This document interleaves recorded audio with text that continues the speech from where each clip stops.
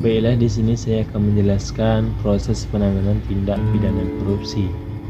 Nah, di dalam proses penanganan tindak pidana korupsi ini ada beberapa tahap.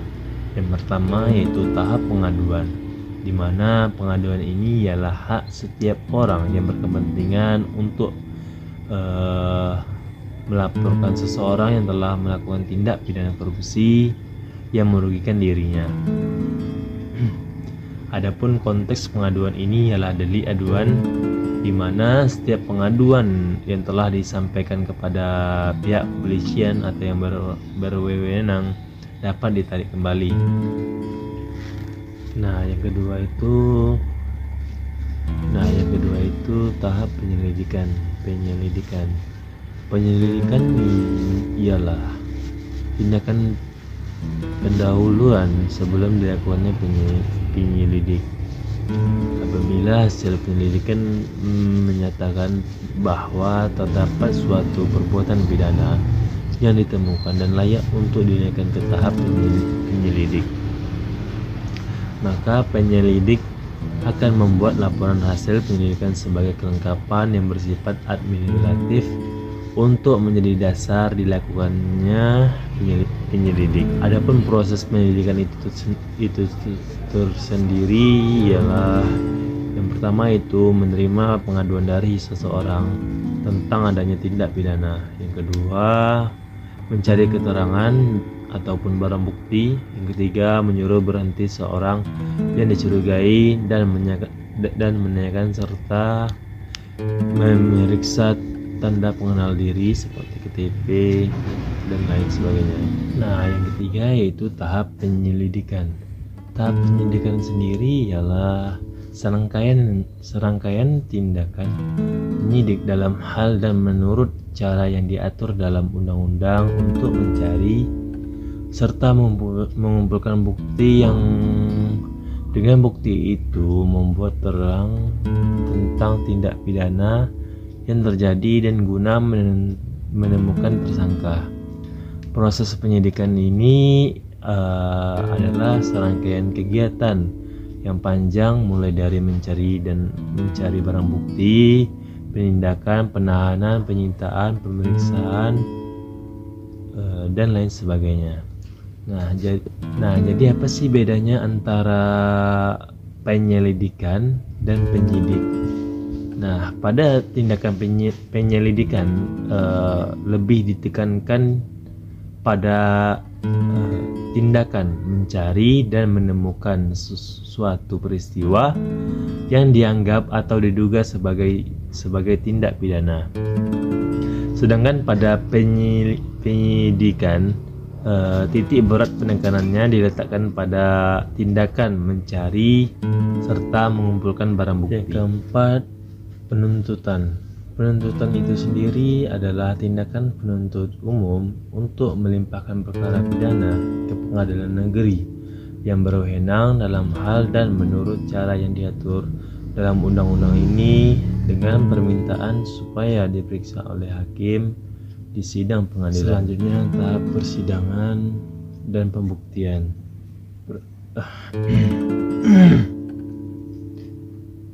Tahap persidangan adalah serangkaian proses memeriksa, mengadili, dan memutuskan perkara oleh hakim atau majelis hakim dalam maupun di luar gedung pengadilan, termasuk pengadilan secara elektronik. Nah, sedangkan pembuktian ini ialah inti persidangan perkara pidana karena yang dicari adalah kebenaran material. Pembuktian telah dimulai sejak tahap penyelidikan guna menemukan dapat tidaknya dilakukan penyelidikan dalam rangka membuat terang suatu tindak pidana dan menemukan tersangka. Nah, yang terakhir yaitu vonis hakim. Vonis hakim ialah kesimpulan dari sesuatu yang telah dipertimbangkan dan dinilai dengan semasak-masaknya, yang berbentuk tulisan ataupun lisan. Ada pula yang mengartikan keputusan sebagai terjemah dari kata vonis, yaitu hasil akhir dari pemeriksaan perkara sidang pengadilan. Nah, ada beberapa macam-macam keputusan. Yang di sini saya ambil 3, yaitu yang pertama keputusan yang menyatakan tidak berwenang mengadili, yang kedua keputusan yang menyatakan bahwa dakwaan batal demi hukum, yang ketiga keputusan yang menyatakan bahwa dakwaan tidak dapat diterima. Selanjutnya faktor terjadinya korupsi. Yang pertama yaitu ada faktor hukum. Nah, faktor hukum ini bisa dilihat dari 2 sisi. Yang dari sisi pertama yaitu aspek perundang-undangan, dan yang sisi kedua yaitu lemahnya penegakan hukum. Tidak baiknya substansi hukum mudah ditemukan dalam aturan-aturan yang diskriminatif dan tidak adil. Praktik penegak hukum juga masih dilihat berbagai permasalahan yang menjauhkan hukum dari tujuannya. Secara kasat mata, publik dapat melihat banyak kasus yang menunjukkan adanya diskriminasi dalam proses penegakan hukum, termasuk keputusan-keputusan pengadilan. Nah, yang kedua itu ada faktor ekonomi. Faktor ekonomi juga menyebabkan terjadinya korupsi. Hal itu dapat dijelaskan dari pendapatan ataupun gaji yang tidak mencukupi. Nah, yang ketiga yaitu faktor dari segi organisasi. Nah, di dalam faktor dari organisasi itu ada beberapa. Yang pertama, kurangnya adanya sikap keteladanan pimpinan. Posisi pimpinan dalam suatu lembaga formal maupun informal mempunyai pengaruh penting bagi bawahannya.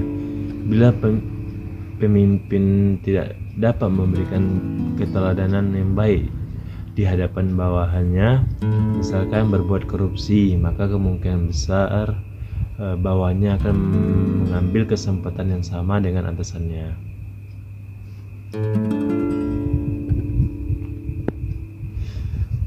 Yang kedua, tidak ada kultur organisasi yang benar. Kultur organisasi yang benar yang biasanya punya. Yang kedua, tidak adanya kultur organisasi yang benar.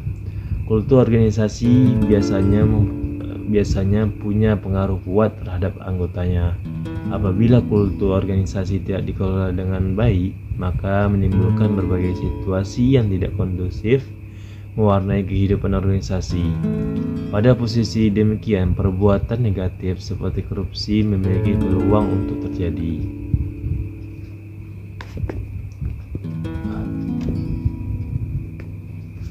Yang ketiga, kurang memadai sistem akuntabilitas.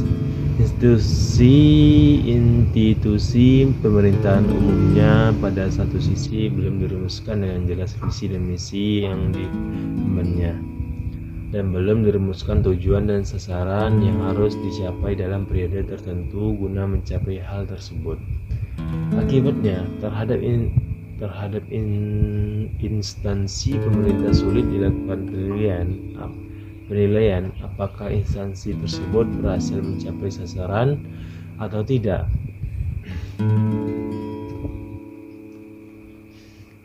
Akibat lebih lanjut adalah kurangnya perhatian pada efisiensi penggunaan sumber daya yang dimiliki. Keadaan ini memunculkan situasi organisasi yang kondusif untuk praktik korupsi. Yang keempat, pengendalian manajemen merupakan salah satu syarat bagi tindak pelanggaran korupsi dalam sebuah organisasi. Semakin longgar atau lemah pengendalian manajemen sebuah organisasi, akan semakin terbuka perbuatan tindak korupsi anggota atau pegawai di dalamnya. Lemahnya pengawasan. Secara umum, pengawasan terbagi menjadi 2, yaitu internal dan bersifat eksternal. Pengawasan ini kurang bisa efektif karena beberapa faktor, diantaranya adanya tumpangan tindih pengawasan pada berbagai instansi, kurangnya profesional pengawasan, serta kurangnya kepatuhan pada etika hukum maupun pemerintahan oleh pengawas sendiri.